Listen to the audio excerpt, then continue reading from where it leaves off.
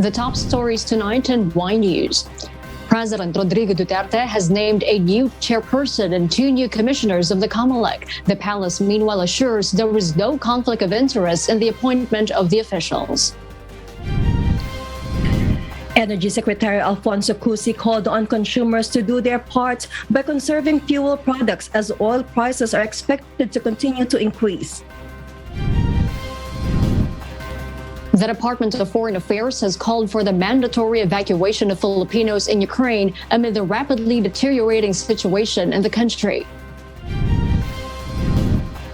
The national government is likely to approve the recommendation to give a second booster shot for the elderly and people with weakened immune system.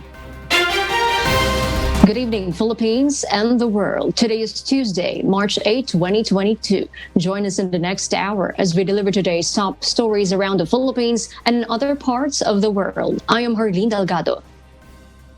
We are also seen in 1,935 satellite monitoring centers nationwide and via live streaming worldwide through the UNTV News and Rescue social media accounts and our website, untvweb.com. I am Elsie Marcos.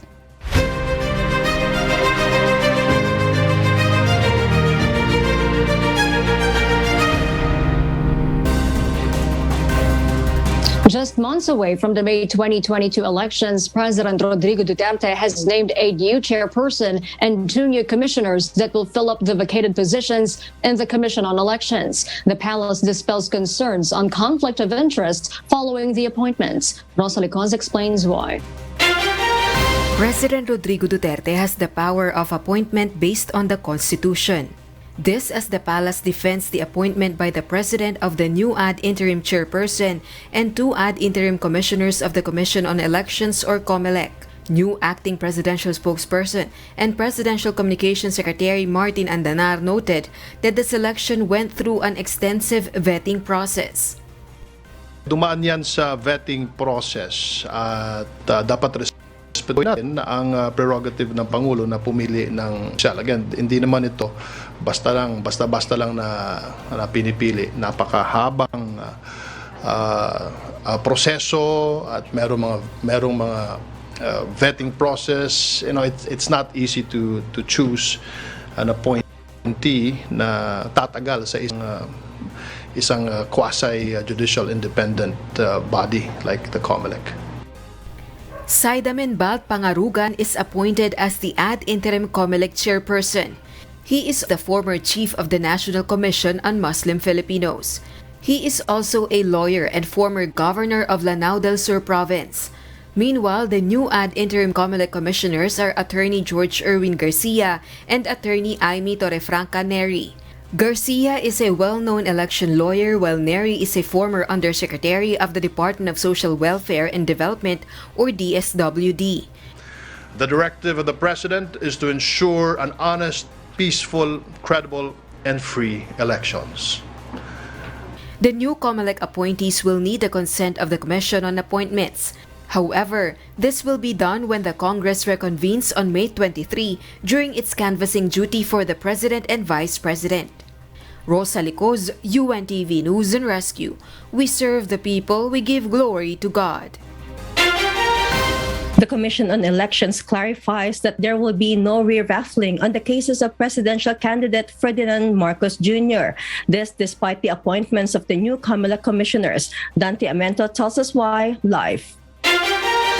Good evening, Dante. Good evening, LC. Comelec spokesperson Director James Jimenez explains that once a case is already assigned to a certain commissioner or ponente, the poll body will not usually re-raffle it to a new ponente who will pen the main decision. It has been the practice of the commission to let the case remain with the ponente. Jimenez made the clarification after a question whether the appointments of their new chairman and 2 commissioners will affect the status of the pending cases either in the division level or at the Bank.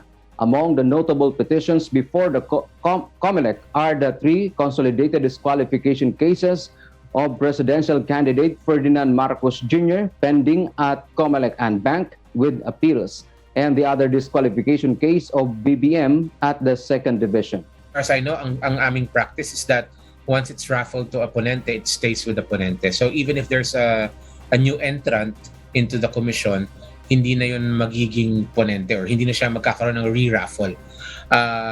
This is the typical flow of things pagdating sa kanyang usapin. Kung gusto nila may say dyan, or they say na wala naman ako dyan, pwede na ako mag-no part, pwede yun. Again, this will have to be discussed by the commission itself. The Comelec spokesperson noted if the new commissioners would want to participate or cast votes over the cases before them, it is up to them. Jimenez added the public should give the opportunity to their new commissioners and chairman to prove their impartiality in resolving cases or issues.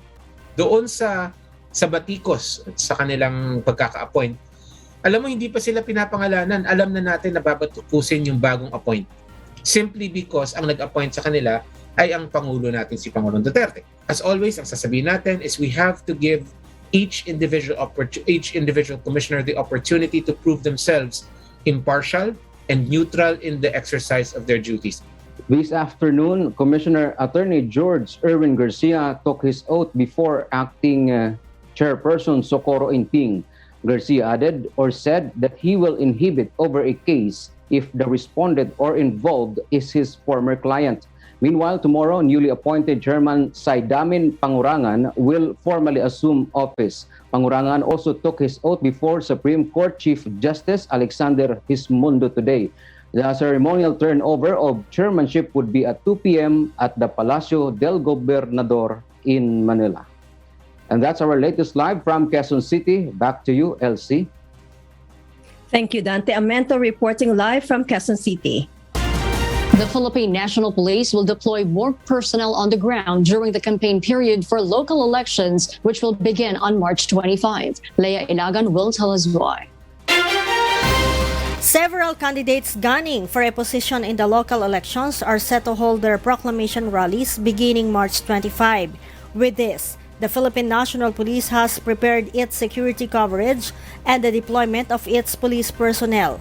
PNP spokesperson Police Colonel Jean Fajardo said more cops will be deployed in areas with serious armed threats. In place na po yung ating mga security coverage. Minor adjustment na lang po yan, lalong-lalo nga po naman nabanggit ko yung padating na campaign period po para sa local po, magdadagdag po tayo ng tao, lalong-lalo na doon sa mga campaign sources po ng ating mga local candidates. The PNP also warns candidates employing private armed groups to influence the results of the upcoming elections. On the part of the PNP, we are continuously conducting police operation and operational research to determine and identify yung mga politiko po na meron pa rin pong naitatabi o itinatago po ng mga private armed groups at bago po magsimula itong local campaign period sa March 25 ay mas lalo pong pag-iigtingin ng PNP yung kanilang kampanya laban po sa mga private armed groups. Colonel Fajardo said the PNP also conducts monitoring on politicians who will conspire with illegal drug syndicates for their campaign funds. Kasama po yan sa ating minomonitor yung mga tinatawag po natin ng mga reported narco-politician at sa ngayon ay wala pa naman po tayong nare-receive na report na may mga ganyang kandidato na ginagamit yung mga illegal proceeds from illegal drugs. But nonetheless, ma'am, we are continuously monitoring particularly those na may mga previous reports na po. The PNP assures to file charges against a candidate who will pay a permit to campaign and permit to win to the New People's Army. Leia Ilagan, UNTV, News and Rescue. We serve the people. We give glory to God. The Department of Energy urges the public to begin conserving fuel as oil prices in the country are expected to further increase. JP Nunez will tell us why. Department of Energy Secretary Alfonso Cusi calls on the public to do their part to cushion the impact of continuous fuel price increase driven by the Ukraine-Russia crisis. Secretary Cusi suggests that consumers should lessen their trips to conserve more fuel supply. By efficient consumption, the fuel demand may go down, which may compel oil companies to regulate their own pricing. Yung demand dito sa Pilipinas, kailangan bumaba din. Kailangan dito bumaba din ang demand natin, tayong consumer, bumaba ang demand para sa ganon, yung katulad ng mga oil companies, they will be forced to also regulate kung ano kanilang mga pricing din nila, no? So ganun po 'yon, supply and demand. And what is within our hands is the efficient use of energy. So doon ko in-encourage. The Energy Secretary also rejected the call of Albay Representative Joey Salceda to declare a state of economic emergency amid spike in petroleum products. Secretary Cusi explains that it is not needed at this point in time. He said the government is doing all its effort to respond to the problem. I don't think it is necessary at this point. No, even when you declare an economic emergency, what do you do during the economic emergency? Meanwhile, the minimum fare for public utility jeepneys remains at 9 pesos for now. The Land Transportation Franchising and Regulatory Board, or LTFRB, says they are still evaluating the transport group's appeals for an increase. JP Nunez, UNTV, News and Rescue. We serve the people. We give glory to God. The humanitarian crisis in Ukraine escalates. Ukraine officials are putting the blame on Moscow and accuses them of medieval style of siege. Annie Mancilia tells us why live. Yes, Annie? Ukraine's safe passages haven't been secured until now due to the intensified shelling of Russian forces, despite the promise of a ceasefire. After the third round of talks between the two sides, a top Ukrainian official said there's only minor and specified progress towards establishing safe evacuation, while Russia's chief negotiator said he expects those corridors to start operating Tuesday. However, that remained to be seen as previous attempts to lead the civilians to safe passage failed. Russian troops continue to make significant advances in southern Ukraine, pummeling cities with rockets that prevents the safe escape of civilians from Kyiv, Mariupol, Sumy, and other Ukraine bombed cities. The southern port of Mariupol that's been desperately bombarded is now short on essential goods. Nearly half of its populations want to flee. Hospitals there are facing severe shortages of antibiotics and painkillers. Phone networks are down. People looted stores to get food, while police moved through the city advising them to remain in shelters until they heard official messages broadcast over loudspeakers to evacuate. Meanwhile, a top U.S. official disclosed that multiple countries were discussing whether to provide the warplanes that Ukrainian President Volodymyr Zelensky has been pleading for. Harleen? Thank you, Annie Mancilia, reporting live. A spokesperson for the White House National Security Council said on Monday that U.S. officials have begun gathering information to help determine whether Russia has committed war crimes during its invasion of Ukraine. 2 weeks ago, Russian military forces have been attacking civilian targets in Ukraine and Ukraine's nuclear power plant facilities. The U.S. and 44 other countries have established an expert mission through the Organization of Security and Cooperation in Europe to investigate possible violations and abuses of international human rights and humanitarian law by Russia. The U.S. will send the information it collects with its allies and partners to the UN Human Rights Council. Amid the continuous tension between Ukraine and Russia, the national government continues to encourage Filipinos to evacuate the country and return to the Philippines. Eileen Cerudo will tell us why. The Department of Foreign Affairs has placed the Ukraine crisis under Alert Level 4, implementing a mandatory evacuation for Filipinos. However, there are still overseas Filipinos who opt to stay in Ukraine. In order to encourage more Filipinos to fly home, the Overseas Workers Welfare Administration said the national government is already coordinating with the Philippine Embassy in Poland and the Department of Foreign Affairs Rapid Response Team to convince our fellow men in Ukraine to fly back to the Philippines. Patuloy naman po tayong tumutulong din sa DFA. Yung labor attaché ko out of Prague ay alam ko ay natasan din yung Secretary na tumulong sa pag-reach out sa mga OFWs. OWA Administrator Hans Leo Kakdak said different government agencies are already contacting Filipinos in Ukraine. Tumutulong din tayo sa pagkumpinsin sa kanila. Pakikipag-usap sa kanila ng directly through Zoom or video call facilities. Pagkumpinsin rin sa kanilang umuwi na. Meron kami nakapanayam at sinabi talaga niya, Yusek, na she wanted to spend time with her family. Meanwhile, 21 Filipino seafarers stranded in Ukraine docks arrived in the Philippines earlier today.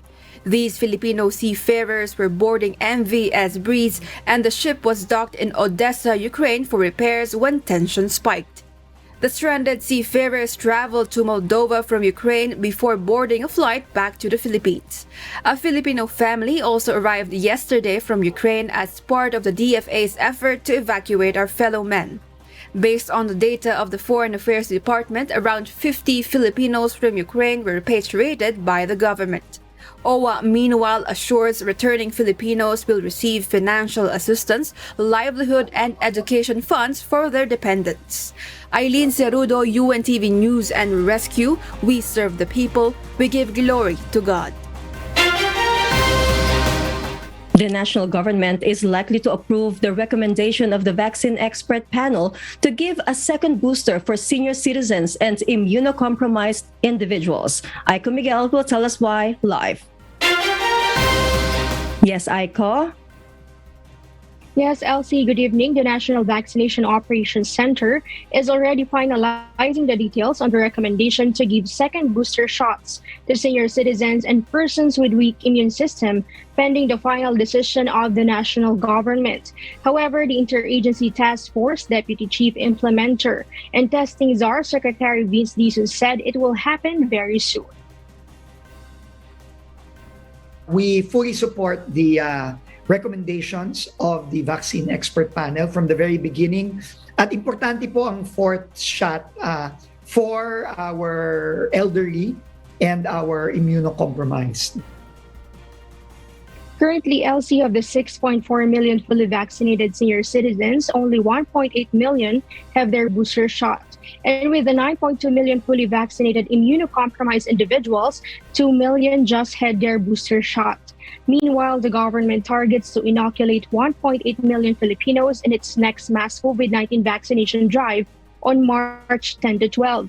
Aside from house-to-house strategy, private clinics will also serve as venue for the COVID-19 vaccination drive. Here is Philippine Medical Association President Dr. Benito Atienza. Hindi na po ito magiging sagabal o magiging hindrance. Wala na po silang dahilan para kasi sinasabi po dati, ay ayaw namin pumunta muna doon kasi maghintay kami kasi ang dami nakapila. Tapos sabi po ng iba, ay wala kaming oras kasi may trabaho kami. Ngayon po, lahat ng oras, kahit Sabado, pwede kayo magpabakuna sa mga doktor. LCD-IATF will also focus on regions with below 50% vaccination coverage like the Bangsamoro Autonomous Region and Muslim Mindanao or BARM. The Duterte administration is confident that there will be 70 million fully vaccinated Filipinos this March and 90 million fully vaccinated Filipinos by June 2020. And that is the latest live. Back to you, Elsie. Thank you, Aiko Miguel, reporting live from Quezon City. More universities in Metro Manila will approve the expansion of limited face-to-face classes to other degree programs that require hands-on experience. Janice Adhenta reports. After 2 years, several college students in Metro Manila have returned to physical classes. In-person learning in pamantasan ng lungsod ng Valenzuela or PLV for the 3rd and 4th year college engineering and information technology students has begun. The university has set up a schedule for students per batches to maintain physical distancing within the classroom and campus. Ngayon, sinimulan namin unti-unting binabalik ang engineering and IT. Kasi ito yung mga kurso na nangangailangan talaga ng hands-on laboratory, especially sa mga engineering because yung mga laboratory hindi talaga natin magagawa through online classes and it is advantage din kasi sa kanila na nakikita talaga nila kung ano yung mga equipment and laboratories na ginagamit nila na pwedeng ma-experience nila sa field. Aside from this, the PLB also plans to reopen physical classes for their other programs. So basically, we are hoping na once na ma-settle namin or maano namin itong ginagawa namin preparation, masusubukan na rin namin to by next semester, hopefully sa ibang kolehiyo. Say for example po, yung College of Education, Arts and Sciences, and Business Ad. Yun ay pinag-aaralan pa namin yung pwede namin gawing preparasyon. Aside from pamantasan ng lungsod ng Valenzuela, City of Malabon University is also preparing their campus for the reopening of limited face-to-face classes. Although COVID-19 vaccination is not a requirement for students, CMU will still provide a waiver to unvaccinated students who will attend physical classes. CMU will also prioritize third and fourth year students of any courses that need actual experience in laboratory facilities. There are certain classes na critical. There's a little bit of hands-on experience. So, yun yung pa-prioritize namin, and priority on third year and fourth year. Kasi sila yung hindi namin pwedeng pag-graduate na walang sense of normalcy. O parang we kind of have to do a last look, a double check to make sure they're ready for the workplace. Meanwhile, all degree programs in Universidad de Manila are now open for limited face-to-face classes for their third and fourth year students. UDM is also studying the possible reopening of degree programs to their first and second year students. Our third year and fourth year have different schedule. So, they come in staggered naman, hindi sabay-sabay, no? So, but more or less, lahat ng subjects nila, be it general education subjects or professional subjects, they all report to the campus. Kung walang magiging problema, and then later on, magsisimula yan sa mga professional subjects ng first and second year students, no? Hindi magiging sabay-sabay in one go. Talagang lahat in phases. So we're looking at siguro every 2 months, no? Open it to a new batch. Parang ganun ang gagawin namin. Earlier, the Commission on Higher Education, or CHED, has approved the opening of limited face-to-face classes in all degree programs at universities in areas under alert levels 1 and 2. Based on the CHED guidelines, conducting of face-to-face classes should have the permission of the local government, and all professors and school staff at universities must be vaccinated.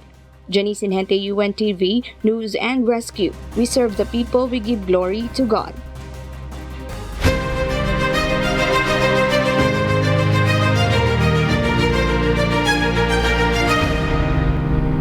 Presidential candidate Ferdinand Bongbong Marcos Jr. vows to address the issues hounding the agriculture sector should he win in the presidential elections. Meanwhile, his running mate Davao City Mayor Sara Duterte Carpio expressed support on the reopening of Philippine economy. Nel Maribuhok reports why. The agriculture sector may get much deserved attention from a national leadership under the regime of presidential aspirant Ferdinand Bongbong Marcos Jr.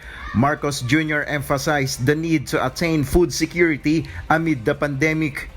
Aayusin po natin ang agrikultura upang makarami ulit ng trabaho at magkaroon ng sapat na pagkain para sa Pilipinas. Nakita po naman natin nung pumasok ang pandemya dito sa Pilipinas ay nakita na halatang-halata na kulang ang pagkain dito.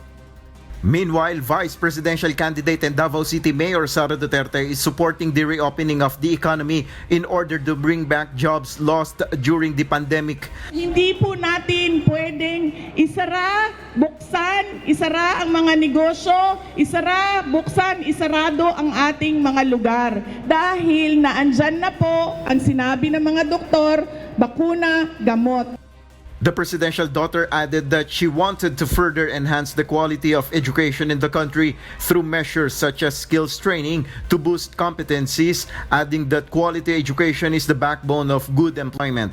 BBM Sara Unity Miss visited today the areas of Giginto, Maykawayan, and Santa Maria in Bulacan. They were joined by some of their senatoriables. Nel Maribuhok, UNTV News and Rescue. We serve the people, we give glory to God. Presidential candidate and Vice President Leni Robredo goes back to Mindanao to meet her supporters in the Caraga region. There, Robredo echoes her platform that she will pursue should she win as president. This report will tell us why. The ticket of presidential candidate and Vice President Leni Robredo continues its campaign trail in the Caraga region, starting with Surigao. Robredo visited the province months back following the onslaught of Typhoon Odette. There, the vice president highlighted the programs that her office implemented in the province, as well as her platform should she win the presidency. These include a comprehensive employment program and the allotment of 100 billion peso stimulus package for micro, small and medium enterprises or MSMEs that were affected by the pandemic. Yung sentro po ng programa natin, trabaho para sa lahat. Kasi yun yung magbibigay ng dignidad sa bawat isa. Hindi po yung lahat binibigay, pero sinisiguro natin na magkakaroon ng dekalidad na trabaho lahat. Ano yung resibo? Ginagawa na po namin ngayon. Ipagpapatuloy lang. Her running mate, Senator Francis Kiko Pangilinan, also emphasized his plans to focus on addressing high prices of basic goods and empowering the country's agriculture sector. Tayo lang sa lahat ng mga kandidato para sa Vice Presidente ang gumagawa o ginagawang sentro. Sentro ang problema ng mataas na presyo ng pagkain. Sentro ang problema at solusyon, hanapan ng solusyon ang ating magsasaka, mangingisda. The Robredo ticket also visited the cities of Bislig, Tandag and Surigao and attended rallies that were organized by supporter volunteers. Over 800,000 votes are up for grabs in Surigao del Sur and Surigao del Norte. The Lenny Kiko tandem will be visiting other towns in Surigao del Norte, Agusan del Norte and Agusan del Sur. Harleen Delgado, UNTV News and Rescue. We serve the people. We give glory to God. Presidential candidate and Manila Mayor Moreno commits to adhering to any guidelines and sanctions in the presidential debate by the Commission on Elections. Meanwhile, senatorial candidate Samira Gutok favors raising sexual consent age. Asher Cadapan Jr. reports why. The Commission on Elections may impose any guidelines in their presidential debate as long as it is allowed by the law. Manila City Mayor Isko Moreno Dumagoso explains this as Comelec recently announced that they will sanction any candidates who will skip the presidential debate that the Commission has been organizing. But if Comelec will abuse their power, the Commission should be reminded accordingly. As long as this within the, as stated in the law, they can sanction who violated provisions and rules of the Omnibus Election Code. Meanwhile, the presidential candidate from Manila hopes that the new law raising the age for sexual consent from 12 to 16 years old will not be abused. With this, Dumagoso appeals to the Senate to thoroughly study the effect of its implementation. His senatorial bet, Samira Gutok, also expressed her gratitude to President Rodrigo Duterte in signing the law. So maganda po yun, yung pag-akyat po ng edad sa 16 because alam natin, umakyat po during pandemya yung online sexual related incidents where women, children are subject po of online pornography. Today, the camp of Mayor Isko Moreno and Doc Willie Ong visited residents of the province of Tarlac, while the Partido Acción Democrático conducted its first campaign rally in the province tonight, expecting about 5,000 attendants. Asher Cadapan Jr., UNTV News and Rescue. We serve the people, we give glory to God. In order to help the country with the rising fuel prices, presidential candidate Manny Pacquiao favors conducting a special session in Congress. This aims to discuss the suspension of excise tax and value-added tax in fuel. Another presidential candidate, Calyori de Guzman, joins his supporters in Quezon City to celebrate International Women's Day. De Guzman vows to support equal rights for all, saying he is in favor of divorce and women should be treated equally in the workplace and should have equal benefits as men. Quezon City Mayor Joy Belmonte, meanwhile, along with her Serbisyong Bayanihan party, officially endorses Senator Vicente Soto III in his vice presidential bid. The party has yet to decide whether they will also support presidential candidate Panfilo Lacson. Soto, however, says there is a strong possibility Lacson will get support of Belmonte and her party. The Florida Department of Health will soon issue a separate guidance for parents not to vaccinate healthy children against COVID-19 against the CDC's advice. Queenie Rivera will tell us why live. Go ahead, Queenie.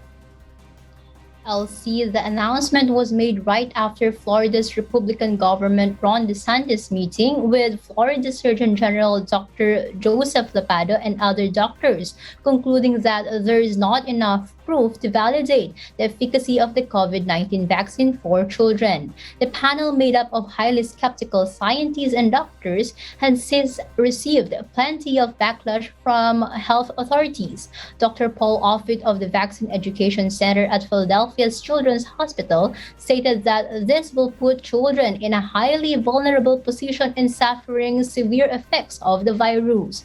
Additionally, Dr. Lisa Gwynn, president of the American Academy of Pediatrics, condemned the decision, saying that the Surgeon General's decision contains misinformation on vaccine data.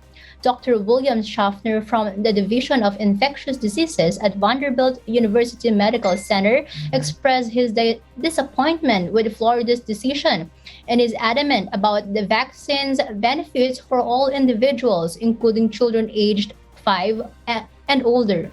Despite plenty of scientific evidence around COVID-19 and vaccines, the General Surgeon confirmed that the guidance for parents will soon be released, with no specific date or time for now.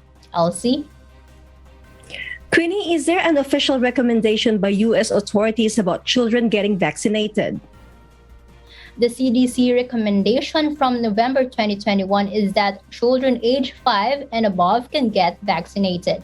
Also, since then, around 22 million children have now been double vaxxed, including 1.1 million children from Florida. Back to you, Elsie. Thank you, Queenie Rivera, for that live report.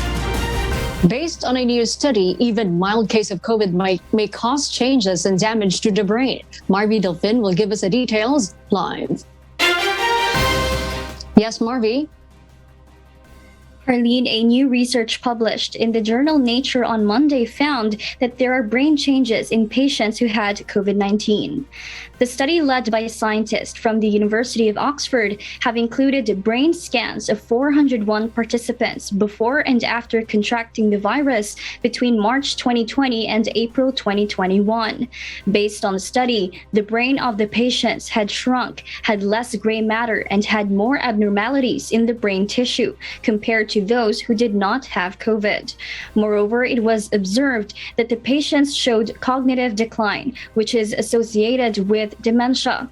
According to Professor Gwynel Dodd, the lead author of the study, the results were surprising as there are clear differences even with mild COVID infection. Furthermore, the abnormal changes in the brain was observed to be related to the sense of smell. However, it is likely to decrease over time after infection. Meanwhile, according to Dr. Serena Spudich, Chief of Neurological Infections at Yale School of Medicine, it is early to make a conclusion that it has a long-term implication, as they do not want to scare the public to think that everyone will have brain damage. Harleen? So, Marvi, can the changes in the brain be reversed for those who contracted COVID? Well, Harleen, according to the researchers, it is unclear if the brain damage can reverse itself. However, the lead scientist hopes to rescan the patients in a year or two to study long-term effects. Back to you, Harleen. Thank you, Marvi Delfin, reporting live. And before we close, we will leave you with a word, giving glory to God. From the book of 1 Samuel, chapter 16, verse 7, it says, "But the Lord said unto Samuel, Look not on his countenance, or on the height of his stature, because I have refused him. For the Lord seeth not as man seeth, for man looketh on the outward appearance, but the Lord looketh on the heart."